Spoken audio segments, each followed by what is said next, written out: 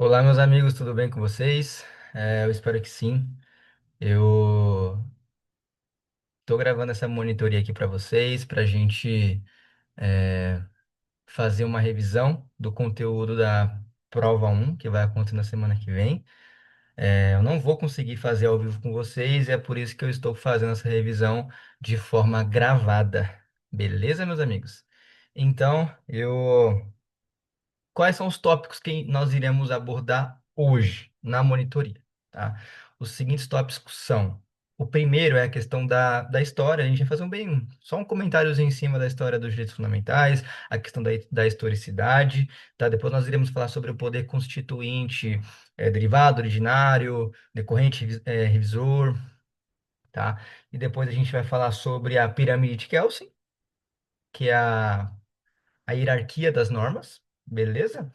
Falaremos também sobre mutação, recepção e repristinação das normas e, por fim, nós iremos falar sobre o direito à igualdade, tá? Lembrando que vai cair também na prova conteúdo relacionado à eficácia das normas fundamentais, eficácia plena, contida, limitada, horizontal, vertical, porém já está gravada, então já está aqui no YouTube, na monitoria um, já está gravada, então não vou abordar na revisão.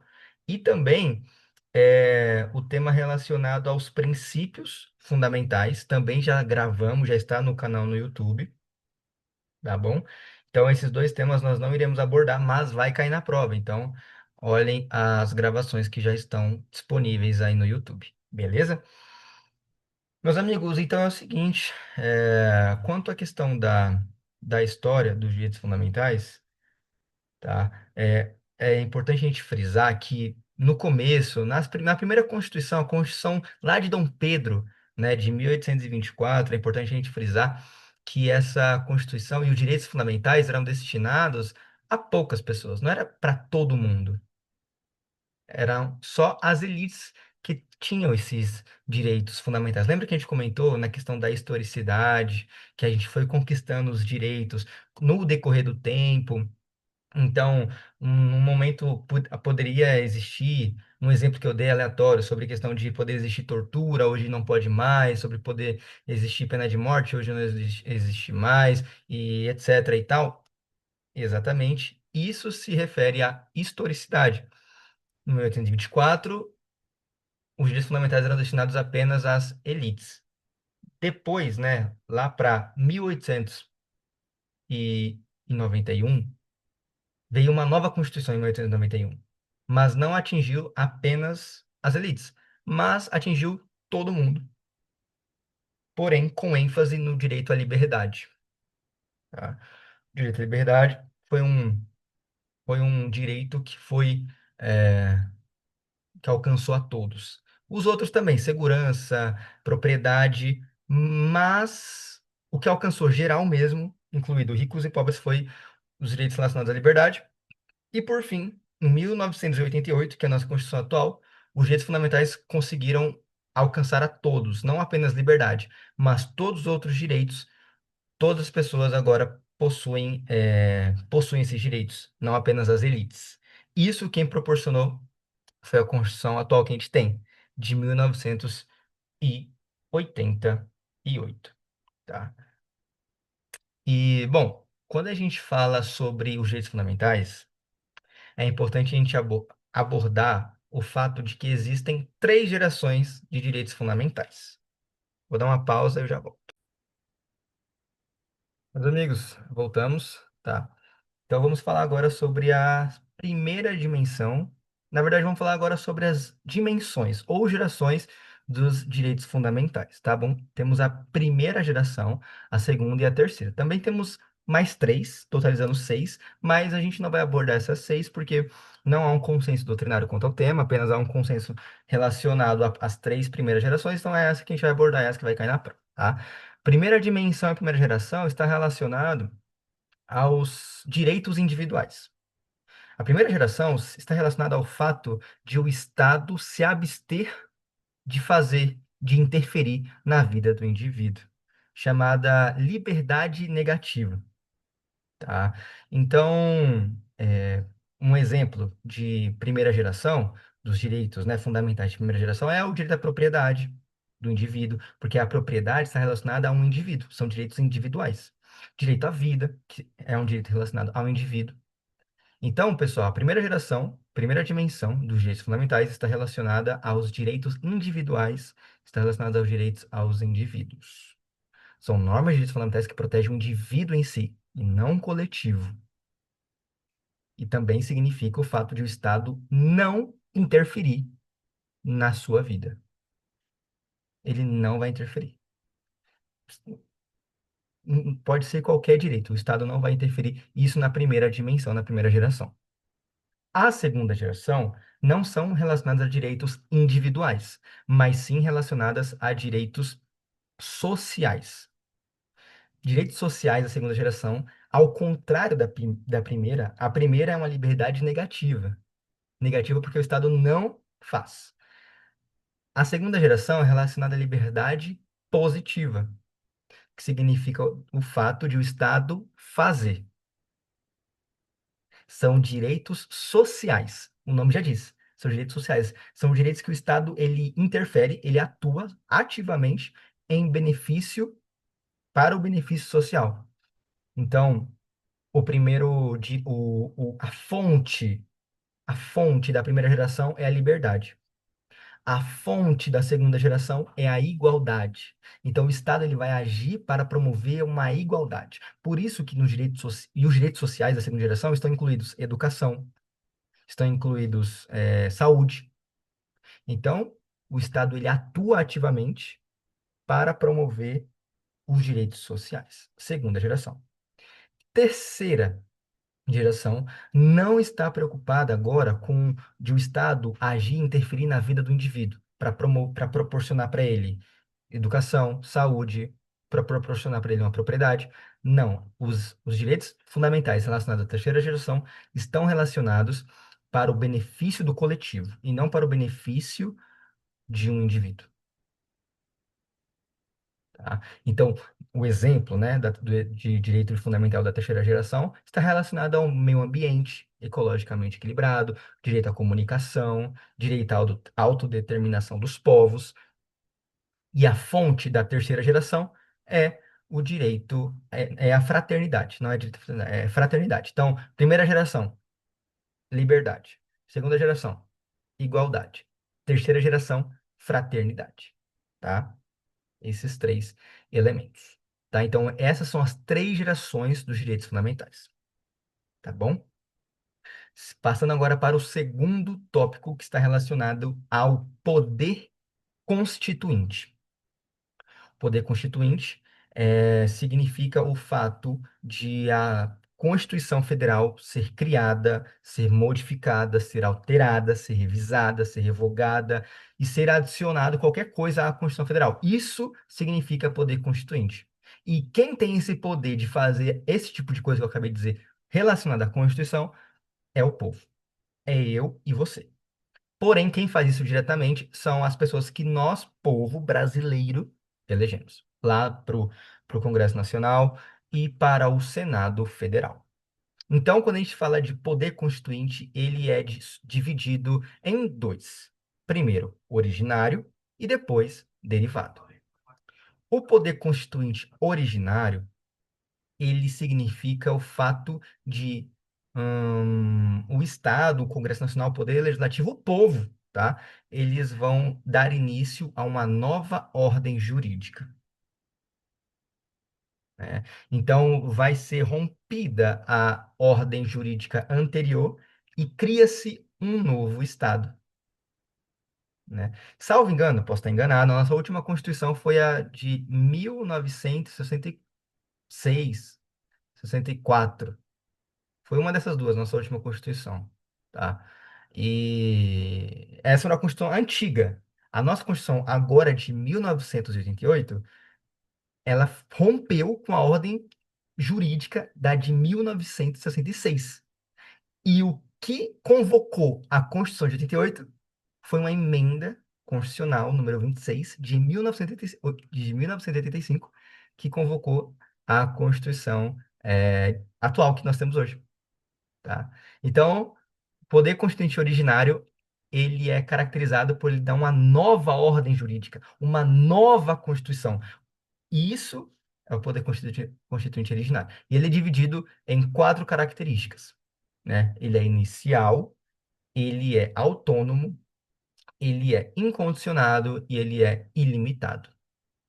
Ele é inicial porque ele dá uma base, ele dá início a uma nova ordem jurídica, tá? Ele é incondicionado, tá? Porque ele não está sujeito a nenhuma ordem pré-fixada. Vocês vão conseguir entender melhor o originário quando eu explicar o derivado. Ele é ilimitado porque ele é ilimitado e ele é autônomo porque ele não está limitado a nenhuma lei anterior a ela.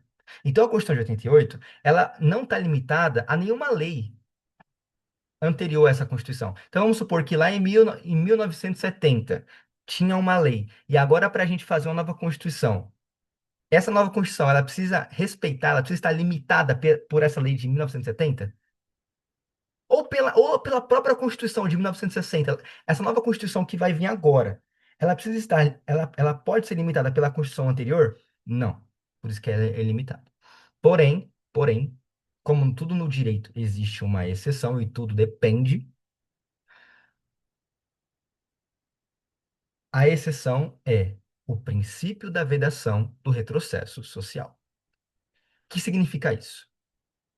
Se, por exemplo, apesar de a Constituição Federal originária, poder constitucional originário, ser ilimitado, incondicionado, ser supremo, inicial, autônomo, não pode vir uma nova Constituição que, que elimine direitos que foram conquistados socialmente. Então, direito à igualdade. Não pode vir uma Constituição agora, de 2026, e falar que não existe mais igualdade, não existe mais eh, cotas raciais. Não pode, porque isso seria um retrocesso social às conquistas que nós tivemos até então. Então, esse é o único elemento que limita a, o poder constituinte originário. Tirando isso, nada limita o poder constituinte originário, tá? A segunda, então falamos do originário. Agora vamos falar sobre o derivado. O derivado, o nome já diz, ele deriva do originário. Então, o poder constituinte derivado, ele obedece às regras impostas pelo poder originário. Lembra que o poder originário ele não obedece nada. Ele só existe. O poder derivado não, ele não pode só existir. Ele tem que respeitar o que está lá no, no originário. Como assim? Seguinte, meus amigos, a Constituição Federal, ela é caracterizada por seu poder constituinte originário. E as emendas constitucionais que vêm da Constituição, elas são caracterizadas como derivado. Porque as emendas constitucionais, elas precisam respeitar o que está escrito na Constituição. Então, quando a gente divide em originário e derivado, dentro do derivado tem mais três subdivisões, que varia entre derivado reformador, derivado decorrente e derivado revisor. Poder constituinte derivado reformador, decorrente e poder constituinte derivado revisor. O poder constituinte derivado reformador, ele é exatamente a reforma da Constituição Federal. Seria a emenda à Constituição Federal, que quem faz é o próprio Congresso Nacional, através dos deputados federais e e senadores. Então, o reformador está relacionado às emendas constitucionais da nossa Constituição Federal. O poder constituinte derivado decorrente está relacionado ao fato de a Constituição conceder poderes para os Estados-membros, São Paulo, Rio de Janeiro, Espírito Santo, construírem e fazerem as suas próprias constituições estaduais. Então, as constituições estaduais são representadas pelo poder constituinte decorrente. E o poder constituinte revisor está relacionado às emendas de revisão. Se a gente for ver no artigo 3º da ADCT, artigo 3º da ADCT, afirma que depois de promulgada a Constituição, nós temos 5 anos para poder fazermos ajustes a essa nova Constituição através das emendas de revisão. Dessa forma, a Constituição que nós temos atualmente de 1988 até 1994, não, até 1993, foram feitas 6 emendas de revisão. Hoje em dia, não dá para fazer mais emenda de revisão, apenas emendas constitucionais, porque já ultrapassou o período de 5 anos, tá? Vou dar uma pausa e a gente vai para o próximo tópico. Meus amigos, vamos agora falar sobre o terceiro tópico que está relacionado à hierarquia das normas constitucionais, hierarquia das normas, mais especificamente sobre a pirâmide de Hans Kelsen, tá? Vamos abrir aqui, vou compartilhar com vocês, tá? Quando a gente olha essa pirâmide, a gente consegue concluir que os direitos fundamentais, o direito em si, ele é dividido em hierarquia. E existe hierarquia, sim, no que tange ao direito constitucional, tá? Então, no topo da pirâmide está a Constituição Federal, as emendas constitucionais e os tratados internacionais com força aprovados da mesma forma que uma emenda constitucional. Vou explicar para vocês. No no topo da pirâmide está a Constituição e as emendas da Constituição. Então, nada, nenhuma lei está superior a isso. Eles são os maiorais, os maiorais. Além desses dois, tem os tratados internacionais de direitos humanos que forem aprovados da mesma forma que a emenda constitucional. Vou revisar com vocês. Para uma emenda constitucional existir, como é que funciona?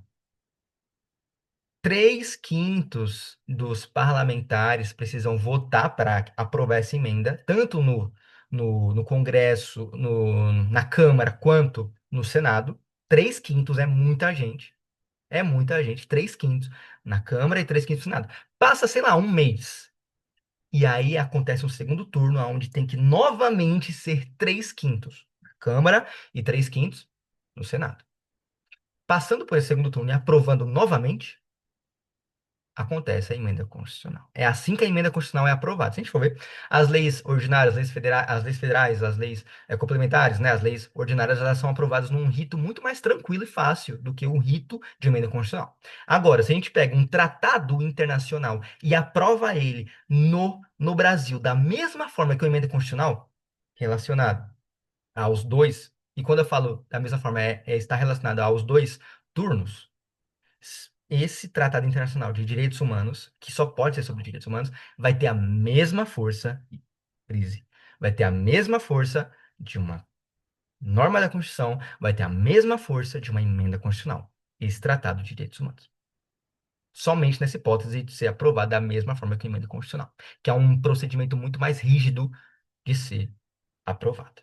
Voltando a compartilhar aqui com vocês, meus amigos. O segundo bloco, tá? O segundo bloco, segundo lugar, tá? Está o bloco de convencionalidade. O bloco de convencionalidade são os tratados internacionais que o Brasil é signatário. Não precisa ser necessariamente de direitos humanos, pode ser um que não está relacionado a direitos humanos. Então, Constituição, emenda, tratados internacionais de direitos humanos que versem, que foram aprovados da mesma forma que emenda constitucional. Segundo, bloco de convencionalidade. Aqui estão os tratados internacionais que o Brasil é signatário. Terceiro, bloco de legalidade. O bloco de legalidade são as leis que existem no Brasil. Lei ordinária, lei complementar, medida provisória, lei delegada, que mais? Decreto legislativo. Então, esse é o bloco de legalidade. As leis, as mais de 40 mil leis que existem no Brasil, tá? Terceiro lugar. Em quarto lugar, voltando a compartilhar aqui o slide, é o bloco de regulamentação. Tá? O bloco de regulamentação está em seja portaria feita por algum ministro de Estado, ou inclui também resolução feita por algum secretário de algum município, ou também relacionada a algum Estado, né? Supondo que também, sei lá, o conselho do INSS, que é uma autarquia, faça uma deliberação a respeito de um tema específico, é um bloco de regulamentação, entra no bloco de regulamentação, tá bom? São esses quatro blocos que existem quando a gente vai falar sobre a hierarquia dos direitos fundamentais, do direito constitucional.